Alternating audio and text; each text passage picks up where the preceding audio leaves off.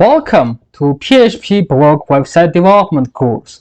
Today we are going to finish the queries which we have written lately in last lesson together. It was just one day ago when I uploaded the last video. So with everything having ready, your VS Code, your AMPPS online server started, let's jump straightly into VS Code. Just a note for you, if you don't know what AMPPS and you did not follow along with me, I'm gonna attach the link to the lesson where I show you how to set up a localhost server on your computer. And having everything ready, let's go to our VS Code. First of all, let's understand what we did last time. What we did was simple, that we created a function which aims and which goal of it is to call something from a table. Let's print this, and I'm gonna show you what we had from last time. And remember the file path, it's app include database connect.php. Let's follow the path that suggests me. As you can see, we are getting everything as we did in our statement, which is telling select everything from table. So what we need to do right now is to make some smaller edits. First of all, we want functions to have single responsibility. As you can see here, on the line starting 18 up to 24, let me highlight it for you. It's just right here. We execute steps which is to handle the error, but by the way, we have to use it in other functions too. So what's the reason to write something again and again? And for this reason, I'm gonna create a function which is gonna handle the error in all the functions which we are gonna write in future. Let me close this for us and go down and cut what we have in here. Better to tell. So we don't have error handling here anymore. Let's make sure we cut the right area. Yeah, that's correct. And the top of the function select all on in the bottom of print query, I am gonna create another function which is called db error check. And as it's single parameter, it's gonna accept the query. Let's open the brackets and close them and write and paste what we did right here. I'm gonna fix the lines so our code looks a bit more aesthetically delightful, and I believe everything is good in here. What we are just missing and what can be better in here, let's better return something. I'm gonna return a boolean value which is gonna be true in our case, and let's use and call this function inside where we copied it from, and it should be somewhere here. Just I think we copied it right after the execution. Yeah, it's correct. We need to check the error right after the query is executed. So let's paste it and pass as a parameter the query which we have right in here. Let's copy this, paste it, and we are done with this part. We were successful in managing to do what we want. But let's move a bit forward. Let's be honest, sometimes we need to query something more than just everything like we are doing here. Like, for example, we need to query users which have certain ID. We need to query a user with a certain password. And what we have here does not give us the functionality that we need. Let me show you better. In my MySql dashboard, let's write a SQL command. I'm gonna open it in the other page so as I can access it.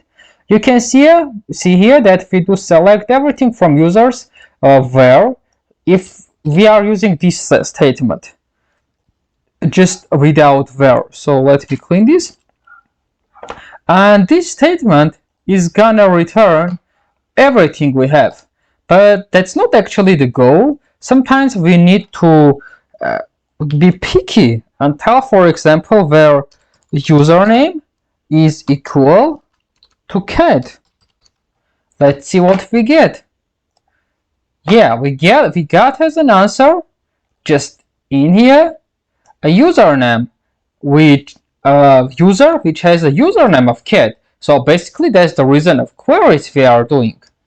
And whatever we are gonna do, we need to use this, and we need to make somehow inside our function all this working. I'm gonna go to SQL again, and this is how we make query specific queries we need. We are telling where username is equal to cat. And if we want to make more queries, let's just write here and id is equal to 3. Let's remember id is an integer, so we don't need to wrap it inside single quotes because we do it just for strings. Let's go and hit the go, and you can see we got it. But if we go back and we put here a bit more different and say where username is equal to cat, but this time the id is gonna be equal to 1. We are not gonna get anything because, as you see on our screen, the user cat has an id of 3. So this is how we are gonna make queries, and we need to do this. And what we need to do inside our code is exactly, let me highlight it one more time. We need kind of to have an if statement which is gonna tell when to use which syntax. Let me show you this for you, and I'm gonna go back, and we are gonna have another parameter which is gonna be options,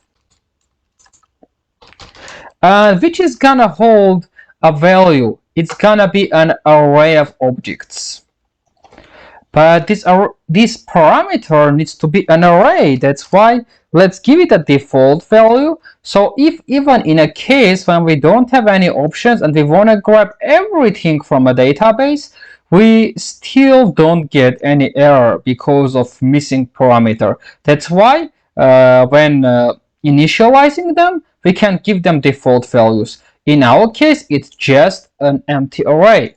And right after SQL, let's make something like this. We are gonna make our if statement, and inside if statement we are gonna check if this options parameter is empty or no. So for this we are gonna use function which is already inside PHP called empty, and as a single parameter I'm gonna hold in here options, and I'm gonna tell not empty.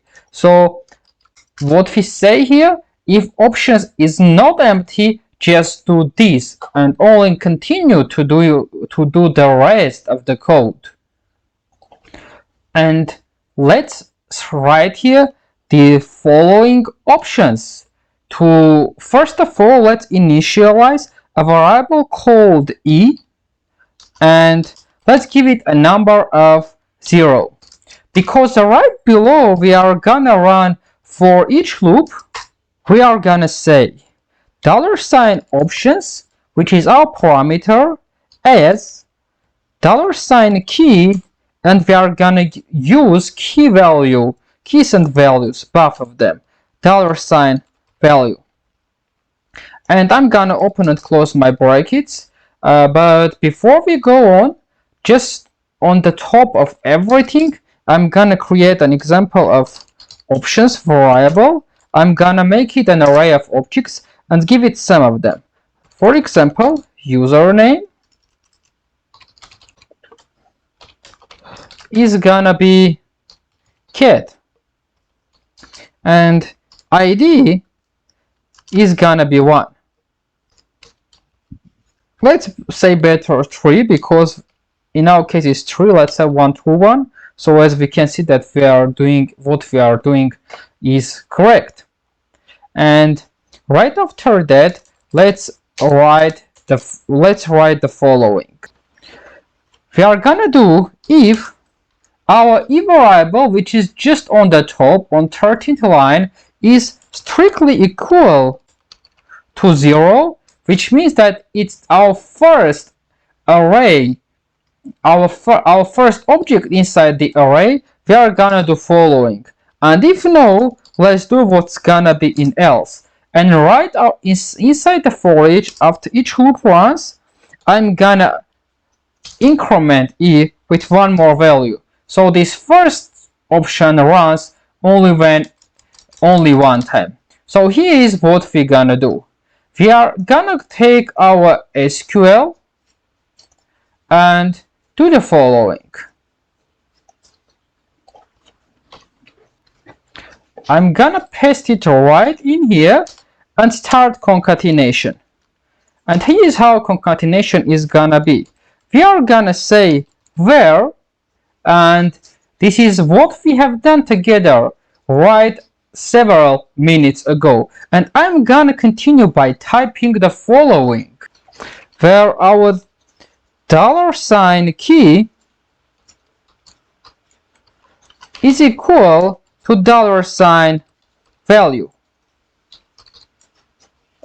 And that's all correct. I am gonna leave one more space and close this down. And if no, I'm gonna do the following. If our e variable is not equal to 0, I'm gonna continue with the following. I'm gonna continue concatenation in the following way. Our SQL will continue concatenation, and we tell and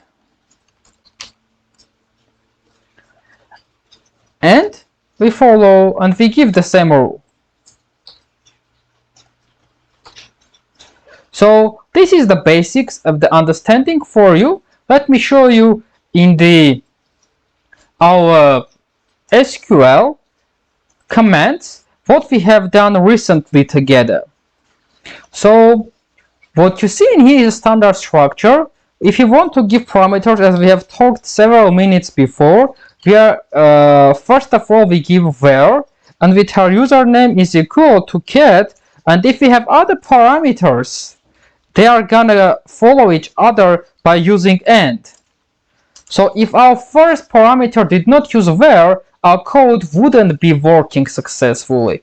So first of all, let's close here the semicolon tool and try to call our select all functions to check for us how it works.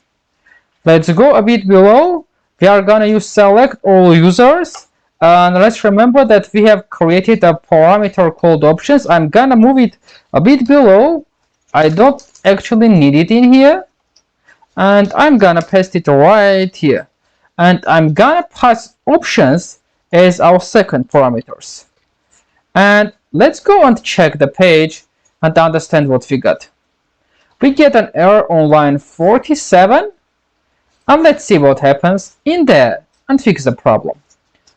Basically, it tells there is an error, and the reason of the error is that syntax error, unexpected print query on 47. So that's simple, we forgot the semicolon. Checking one more time, and there it goes. Everything runs perfect and smoothly. So excellent, we were able to pass as many parameters as we want. So if here in options we change this 3 to 1, it's gonna be false statement, so it's not gonna return anything to us. Let's save the change first. We need cat, and let's save this. Let's reload the page and see what's going on. And the reason our code is not working yet is, first of all, very simple. when we do concatenation, we need to assign the concatenated value to the variable. So we need to put the variable name, make equality sign, and only then to do a concatenation with it. So this is first of the index, but right after we do what I reload the page, we are gonna see another error.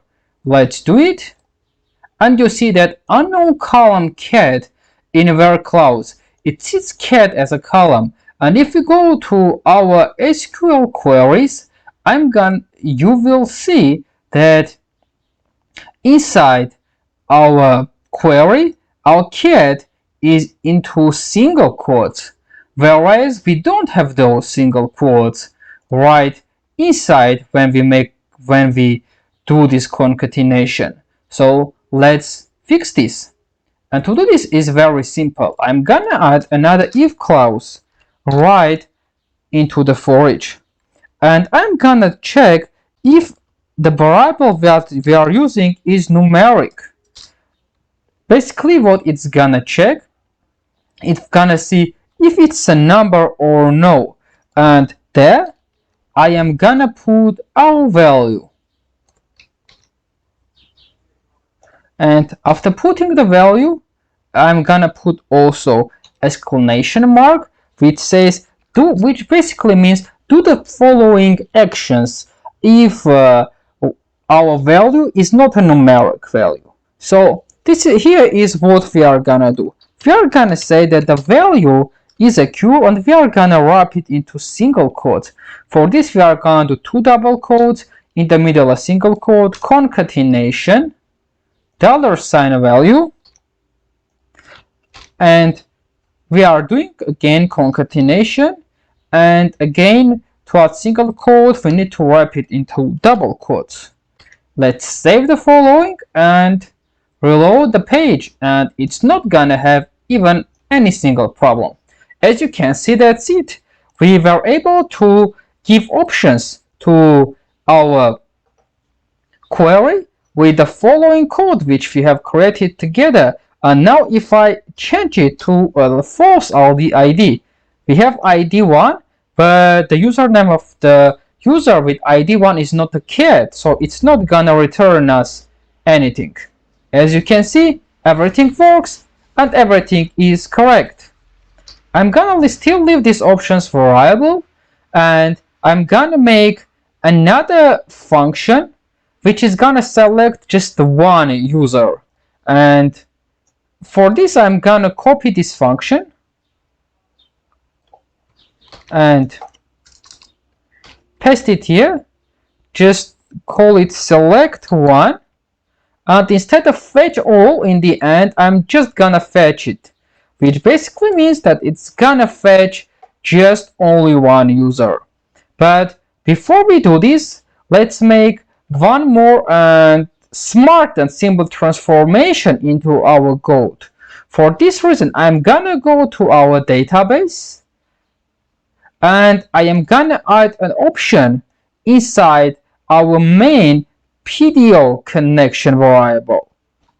And these options are this option is gonna do for us. It's gonna help us get an array of elements which are better arranged than what we get now. Let me show you by what I mean.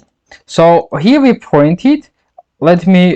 I'm gonna fix this to 3. Yeah, we fixed already. I'm gonna reload the page. As you can see, it's kind of messy. We have the keys of ID 0, username, and it's really kind of working with these keys. It's not the most comfortable thing that's gonna happen with you. We can arrange this a lot more better, and we can do this with the PDO nice function, which is gonna be called fetch a sock. For this reason, we are gonna go to database. I'm gonna create an DB options. You don't have to remember this. You can just Google this. It's not kind of information you need to know all by heart. I personally Googled it, and let me see it. It's PDO. It's gonna be PDO. It's gonna be attribute and the value of the attribute is gonna be default fetch mode.